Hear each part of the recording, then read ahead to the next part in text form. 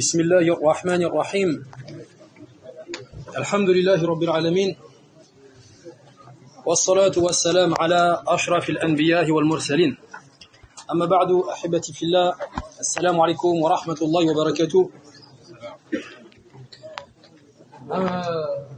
Petit aparté avant de commencer le dars, Inch'Allah. Donc de ce qu'on a pu voir, on a pu entendre voir, faire attention lorsqu'on fait des transactions financières dans la mosquée notamment, ça c'est caduc, ce n'est pas valable. Toute transaction financière dans la mosquée n'est pas valable. Par exemple, la personne qui a l'intention d'aller chercher à manger, par exemple après le tarawih ou quoi, ne peut pas commander dans la mosquée, ne peut pas pas acheter quelque chose dans la mosquée. Ou même avec une application, par exemple on sait qu'il y a des applications de nos jours, il ne peut pas faire ça, c'est pas à faire. Il sort de la mosquée et il fait ça. Mais tant qu'il est dans la salle de prière, il faut pas faire ça, parce que c'est pas valable. C'est comme si, en fin de compte, sa transaction elle n'est pas valable. D'accord? Islamiquement parlant, elle n'est pas valable. Non. Donc, toujours avec le tafsir de Surat Yusuf, alayhi salam, on en était arrivé où là? Safwan, on était où?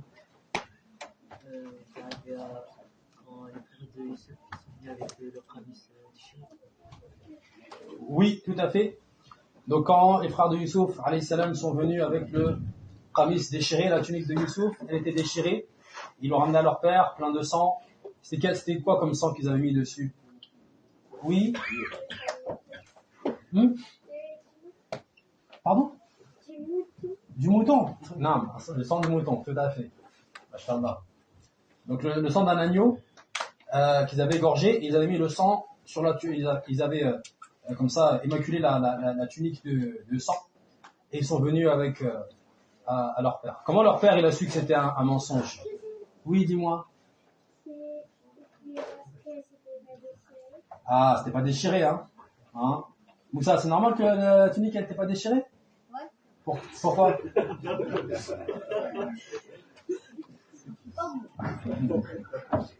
Ibrahim, c'est normal que la tunique elle n'était pas déchirée? Pourquoi? Parce que sinon le loup était habile, tout à fait. Donc on a un loup quand il va dévorer une personne, qu'Allah nous en préserve tous, amin, il va pas épargner le vêtement. Donc là, selon certains, Yaqub il a dit à leurs fils, à leurs enfants, et bien ça devait vraiment être un loup habile, machallah. Donc Youssouf alayhi salam, il se retrouve comme ça après avoir été éprouvé, il se retrouve dans la maison d'Al-Aziz. On avait expliqué le comment du pourquoi, qu'il avait été vendu et que biqadarillahi ta'ala, il se retrouvait dans une situation en apparence meilleure que celle dont les personnes qui ont voulu lui faire du mal se sont retrouvées. Les frères de Youssouf, ils ont manigancé et ils ont dit, ou du moins Shaitan il leur a fait croire que voilà, faites du mal à Youssouf, éloignez-le de votre père, et comme ça après vous demandez pardon à Allah, vous faites tauba, votre père, vous aurez votre père que pour vous, et après vous serez des gens bien. Donc on avait bien expliqué que Shaitan il joue comme ça avec les gens, il embellit le faux, il embellit le haram, et sous prétexte que, entre guillemets, la règle, la fin justifie les moyens, alors que ce n'est pas du tout comme ça. Al-Muhim, Youssouf alayhi salam, il se retrouve dans un palais dans lequel il jouit d'une très bonne éducation, machallah, il grandit, on va dire, dans de très bonnes conditions. Youssouf alayhi salam, il avait reçu une grande part de la beauté humaine. Donc selon certaines versions, il nous dit, selon certains, les hadiths ils diffèrent. Selon certains, il avait reçu lui et sa mère. Donc lui et sa mère avaient reçu la moitié de la beauté humaine. Allah il leur a donné la moitié de la beauté humaine à lui et à sa mère. Et le reste il a donné aux gens. D'autres versions, il a dit, le prophète sallallahu alayhi wa sallam, il aurait dit, Youssouf et sa mère ont reçu les 2/3 de la beauté humaine. Les 2/3. Et selon d'autres versions, il a dit ils ont reçu le tiers de la beauté humaine. Quoi qu'il en soit, c'est énorme. Comme il a dit à Nabi sallallahu alayhi wa sallam, al-thuluth wa thuluth kathir. Le tiers, c'est déjà beaucoup. Donc on va On va faire version pour enfants, hein, version pour enfants, Inch'Allah. Donc Youssouf, il a été éprouvé par sa beauté, par la personne qui l'a élevé. Donc il a été élevé par un couple, le mari c'était un ministre du pharaon de l'époque, et donc il avait son épouse, d'accord. Et l'épouse a été tentée par Youssouf, puisqu'on a dit que Youssouf avait reçu une grande part de beauté, machallah. Et donc il y a eu cet épisode, on va dire, hein, où la femme du ministre a voulu tenter Youssouf d'une manière, on va dire, assez virulente. On avait parlé du qamis de Youssouf avec ses frères, et là encore, avec cette femme-là, il y a encore une histoire de qamis. Il y a une histoire de qamis. La femme s'est retrouvée dans un endroit avec Youssouf, dans une pièce. Elle a fermé la porte. Elle a fermé les portes et elle a proposé à Youssouf de commettre l'impardonnable. Youssouf a dit je crains Allah. Elle a dit je crains Allah, et selon Ibn Kathir, il nous rapporte que à ce moment-là,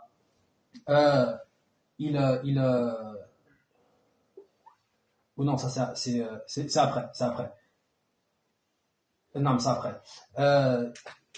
Al-Muhim, donc la femme a voulu s'en prendre à Youssouf. Youssouf a voulu s'échapper de cette pièce-là, d'accord. Donc il lui a tourné le dos, il a couru. Il s'est mis à courir. Et la dame a rattrapé son qamis. Et donc, avec force, elle a déchiré son qamis. Et là, Youssouf, il arrive à la porte. Et il trouve qui auprès de la porte? Les deux là, Youssouf et la femme de El-Wazir. Il trouve El-Wazir, El-Aziz, le monsieur qui était là. Donc le mari, le ministre. Et il était avec une personne. Divergence sur qui était cette personne. Hein, est-ce que c'était un bébé? Est-ce que c'était... il y en a dit c'était l'oncle de la femme. D'accord, c'était l'oncle de la femme. Il y en a dit c'était des versions. Al-Muhim, ce n'est pas ça qui va changer beaucoup de choses. Mais voilà, il était avec une personne. Wa shahida shahid min ahliha. Il a dit Allah, il y a eu un témoin de sa famille à elle. Un témoin de la famille de la femme. Et là, donc, le ministre, il ouvre la porte, il voit Youssouf, qamis déchiré, et sa femme, les deux en train El-Mohim en train de se, on va dire, peut-être il était en train de suffoquer, parce qu'il avait couru, donc il y avait un échange. Et là, qui commence à parler? C'est la femme. La femme, elle lui dit que Youssouf, il a voulu s'en prendre à moi. Et il a dit, Youssouf, il a rien dit. Il a rien dit, d'accord? C'est pas lui qui a commencé à parler. Donc, de là, les ulama, ils disent, en général, vous savez, lorsqu'il y a des histoires comme ça, la femme, elle n'ose pas trop parler. C'est vrai ou pas? Hein? C'est vrai ou pas? Quand il y a des histoires comme ça, la femme, elle est sous le choc, elle parle pas, etc. Donc là, excusez-moi, Allah Ta'ala, il nous met, il met en lumière qu'en fait, juste le fait que c'est la femme qui a commencé à parler, ça montre que c'est pas clair. C'est pas, elle avait quelque chose à se reprocher. Quand tu as rien à te reprocher, tu parles pas, tu te mets en position de victime. Hein. Donc là, elle a commencé à parler. Elle a dit, ben voilà, il a voulu faire ça, et ça va être quoi sa récompense pour celui qui veut s'en prendre à ta famille. Et là, Youssouf, tranquillement, il a dit, c'est elle qui a voulu faire. C'est elle qui a voulu faire, et voilà, calmement, tranquillement. Parce que lui, il sait que la vérité, elle finit par triompher. Et là, donc là, ce fameux témoin, la personne qui est de sa famille, qui était avec l'Aziz, il a dit, ben regarde, c'est simple. Regarde sa chemise, regarde son qamis. S'il est déchiré de devant, ça veut dire que c'est lui qui ment. S'il est déchiré de derrière, ça veut dire que c'est elle qui ment. Parce qu'il a voulu s'échapper, elle a tiré sa tunique. Et là, il a vu la tunique qui a été déchirée d'où? Par derrière. Donc là, il a su que c'était une de ses ruses à elle, à la dame. Et donc, il a dit à Youssouf, Youssouf, a'rid an haza, ça veut dire écarte-toi de tout ça, écarte-toi de ce qui vient de se passer. Ibn Kathir nous dit en fait, ça veut dire voilà, oublie ce qui vient de se passer et tu n'en parles à personne et ça reste entre nous. Et après il dit quoi à sa femme? Il a dit et toi, demande pardon pour ta faute. Hein, il a dit toi, demande pardon à ta faute. Donc imaginez-vous donc les personnes qui sont mariées. Imaginez-vous si la personne qui est avec qui vous êtes, eh bien, elle fait une telle chose. Est-ce que vous allez dire, bah toi, demande pardon à Allah et basta, hein? Naam. Et ben là, ça montre que, donc il y a certains savants, ils disent, Ibn Kathir, il dit, ça montre que ce ministre, Al-Aziz, c'était quelqu'un de, ils disent en arabe, Layyin al-Arika. Je sais pas comment on dit en français, hein. Souple. Ouais, mais ça veut dire quoi, souple? Layyin al-Arika, c'est plus, ça veut dire, naam. Layyin al-Arika, ça veut dire quelqu'un qui est, bon, je vais pas, on va dire quelqu'un qui peut-être qui manque de virilité. Voilà, on va dire ça comme ça. Quelqu'un qui manque de virilité et c'est pas un trait de caractère qu'il convient d'adopter pour le musulman. Le musulman, il se doit d'avoir de la jalousie pour sa famille, d'accord? Puisque la personne qui n'a pas de jalousie pour sa famille, on appelle ça un dayus en arabe. Et ça c'est grand péché. Ça veut dire la personne il a des personnes sous sa charge, des personnes sous sa responsabilité. Et il fait pas attention, yani, il prend pas l'amana, ça veut dire il prend pas la responsabilité. Fais attention à ce qu'on dit parce que ça peut vite être mal interprété, hein. Mais voilà, on va dire il est pas aux aguets par rapport à tout ça, hein. Et également d'autres savants comme le Cheikh Al-Tarifi par exemple dans son tafsir, il dit que ça montre que la personne qui n'a pas une foi complète, d'accord, il va forcément avoir des manquements. Donc s'il y a des manquements dans sa foi, ça veut dire qu'il y aura des manquements au niveau de sa responsabilité. Ça veut dire il va laisser les gens, en fait il va laisser faire il va lancer rentrer le munkar chez lui. Et il va fermer les yeux sur plein de choses. Et il va dire c'est pas grave, ma'alish. Et ça c'est pas un trait de caractère comme on a dit du musulman. Le prophète sallallahu alayhi wa sallam il a dit kullukum ra', vous êtes tous des bergers et vous serez interrogés sur votre troupeau. Il avait donné la famille à l'image d'un troupeau. Pourquoi le troupeau? Parce que dans le troupeau tous les animaux on va dire ne se ressemblent pas. Il y a l'animal qui est docile, l'animal qui a besoin d'un peu plus de al-assan, on va dire, hein, et d'autres ils suivent leur maître, voilà, c'est comme ça. La famille, c'est comme ça. C'est une épreuve et on doit, mais le berger, il doit connaître, on va dire, son troupeau et essayer de le guider vers ce qu'il y a de mieux, Inch'Allah ta'ala.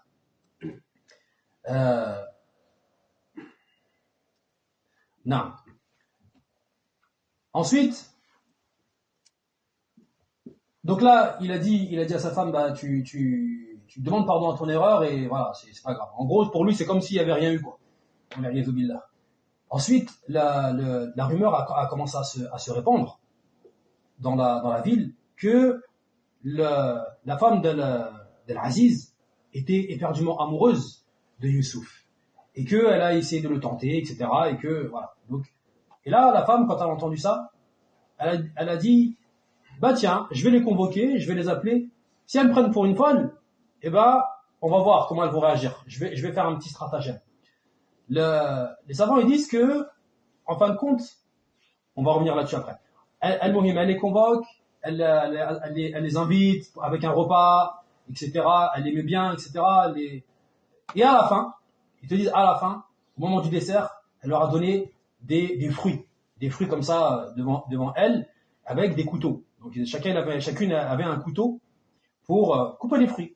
Et là, elle dit quoi à ce moment-là? Elle dit à Youssouf, sors devant elle. Sors et passe devant elle. Et là, elles sont en train de couper leurs fruits, etc. Et ils te disent, surtout Ibn Kathir, il dit, elles se sont toutes écorchées les mains, mais sans le sentir. Parce qu'en fait, elles étaient prises par la beauté de Youssouf. Elles le regardaient, elles le contemplaient. Et elles ont dit quoi? Non, ça c'est pas un homme. C'est impossible que ce soit un homme. Ça c'est plutôt un ange. Machallah, c'est un ange. Et après, quand elles ont détourné le regard, elles ont vu leurs mains qui étaient en train de saigner, etc.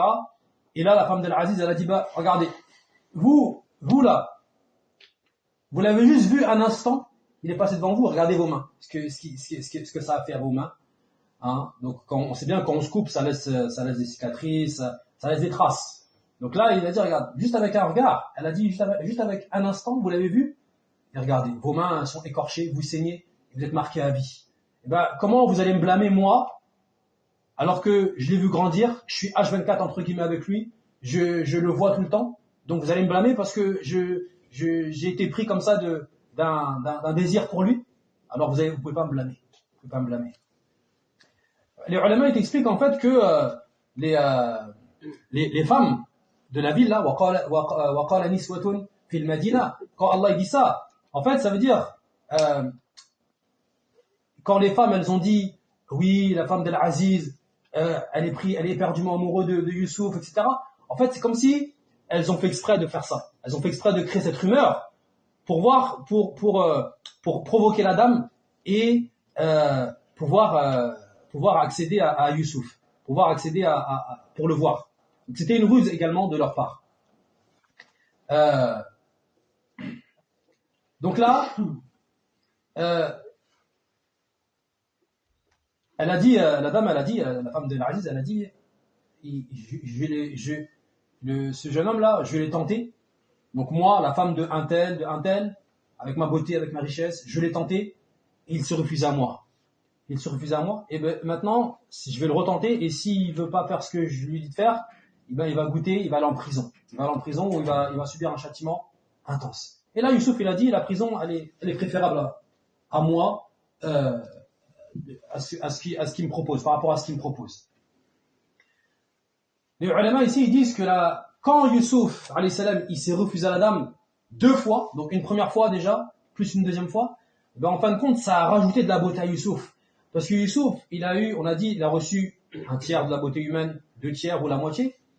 Beauté extérieure, mashallah. Beauté extérieure. Et il a reçu également beauté intérieure. C'est quoi? C'est al-iffa, la pudeur, la chasteté. Ça, c'est des traits de caractère qui sont beaux, qui embellissent la personne. Qui embellissent la personne. Petite parenthèse aux jeunes et aux moins jeunes. Par rapport au mariage, la beauté extérieure, ça passe. Ça passe chez les hommes comme chez les femmes. Les années, elles passent, les kilos viennent, ou le temps, il fait son travail, on va dire. Hein. Donc la beauté extérieure, ça passe. Ce qui va rester, en fin de compte, c'est quoi? C'est la beauté intérieure. La beauté intérieure. Ça, les anciens, ils l'avaient compris. Les anciens, ils l'avaient compris, cette chose-là. C'est pour ça que tu vois très rarement, chez nos anciens, des divorces. Hein, ou des séparations, ou des querelles, des querelles, ça, non, ça, on va dire, ça fait partie du lot. Mais du moins, les divorces, les séparations, ça n'existe pas. Contrairement à ce qu'on voit de nos jours, le mari ramène pas le tacos double viande là, et ça y est, c'est la fin du monde. Ou la femme, elle a pas fait, je ne sais quoi, elle a pas passé la serpillère, et ça y est, c'est dispute. Ou elle a pas fait le plat préféré. Ça, c'est rien, ça. C'est pas, enfin, il faut patienter dans le mariage. Il faut se concentrer sur ce que la personne elle est intérieurement, sur les sifat qu'Allah il aime. Parce que si cette personne-là elle a les sifat qu'Allah il aime, en tant que musulman, je ne peux que l'aimer. Je ne peux qu'aimer une personne pudique, une personne qui lit le Coran, une personne qui fait la prière, une personne qui craint Allah. Je ne peux que l'aimer cette personne. Hein. Non, je ferme la parenthèse. Donc là, Youssouf, il s'est refusé à la dame et il est rentré en prison. Il est rentré en prison. Qu'est-ce que Youssouf va faire en prison? Est-ce qu'il va se lamenter sur son sort? Est-ce qu'il va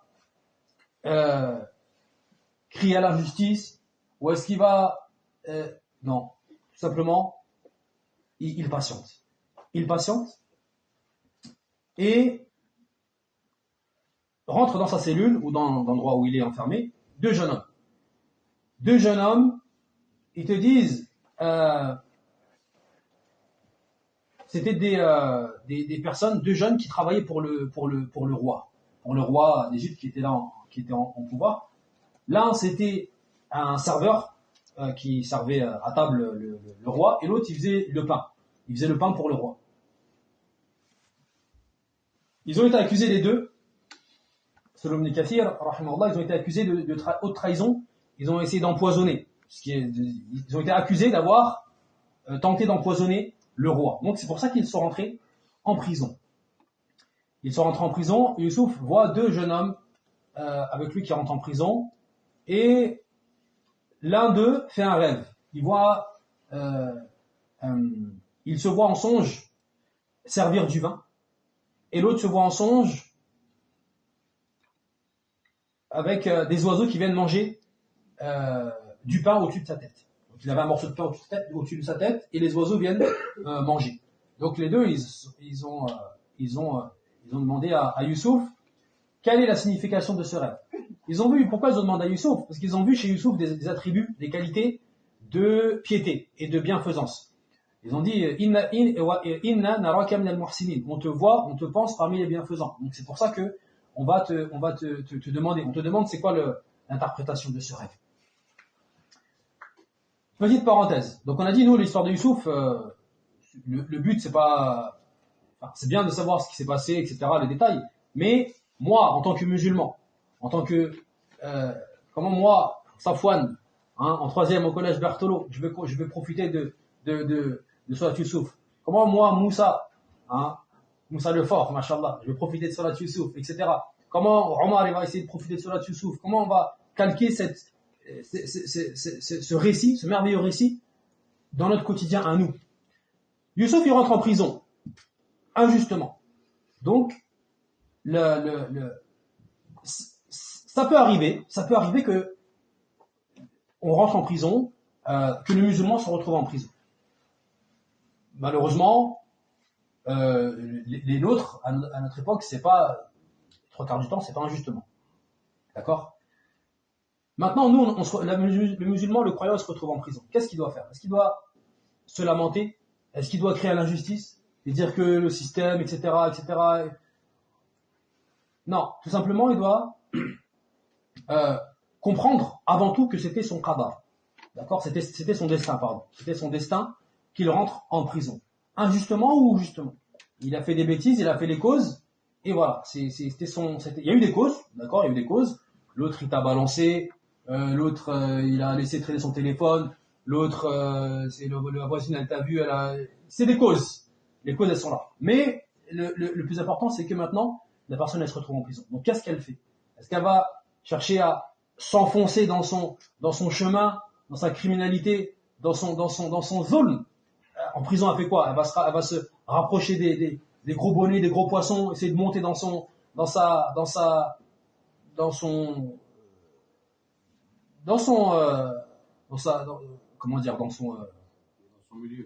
milieu, barakallahu fik. Ou plutôt, est-ce qu'elle va faire comme Youssouf, patienter et appeler les gens vers le bien? Youssouf, il appelle les gens vers le bien. Il aurait pu se lamenter, il aurait pu faire dua. C'est un prophète d'Allah. Il fait dua et ça, c'est fini. Il aurait pu faire ça. Il patiente. Il appelle les gens vers le tawhid. Il a dit quoi à ces deux jeunes hommes? Ils ont demandé, explique-nous le rêve là. Nos rêves là, ça veut dire quoi? Donc là, il a vu deux jeunes qui avaient besoin de lui, dans une situation qu'ils avaient besoin de lui. Donc il a vu une porte. Et là, il a dit, allez, bismillah, je vais leur faire da'wah. Et là, il a dit, je vais vous expliquer votre rêve avant même que le gardien là, de la cellule, là, de la prison, il vous ramène votre nourriture. D'accord? Mais il a dit, ça là, ce que je vais vous expliquer, ça vient uniquement d'Allah. Ça vient uniquement de mon Seigneur. Et là, il a dit, moi, je suis pas comme vous, je suis un musulman. Et j'ai délaissé la religion de ceux qui donnent des associés à Allah, subhanahu wa ta'ala. Al-Muhim, il a vu une brèche, il a foncé, il leur a fait da'wah. Il leur a expliqué les rêves, d'accord? Il a dit, toi, tu t'es vu servir du vin, et tu vas servir du vin au roi, d'accord? En gros, il a dit, tu vas récupérer ton poste, c'est ce que ça veut dire. Tu vas retrouver ton poste et tu vas servir du vin à nouveau au roi. Donc le vin, El-Mohim. Et il a dit à l'autre, toi par contre, il a pas dit toi tu feras et toi tu feras. Il a juste dit un d'entre vous fera ça et l'un d'entre vous fera ça.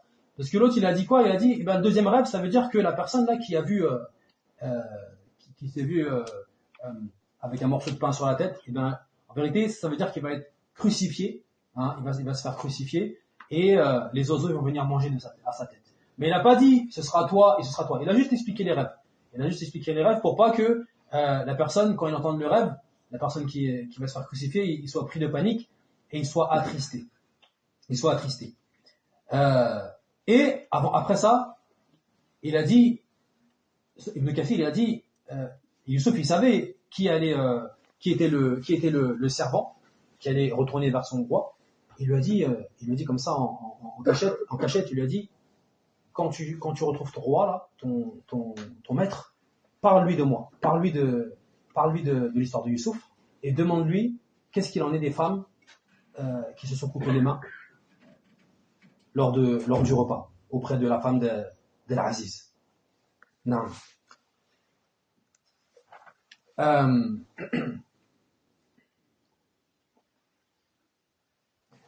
Al-Muhim, on va se contenter de ça, Inch'Allah, pour aujourd'hui. Si Allah est facilite, on terminera cette histoire, Inch'Allah, lundi prochain. فنسأل الله العظيم رب العرش العظيم أن يتقبل من الجميع. اللهم تقبل صيامنا وقيامنا وبلغنا ليلة القدر. اللهم إنك عفو تحب العفو فاعف عنا يا رب العالمين. وصلى الله على نبينا محمد وعلى آله وصحبه أجمعين. بارك الله فيكم والسلام عليكم ورحمة الله وبركاته.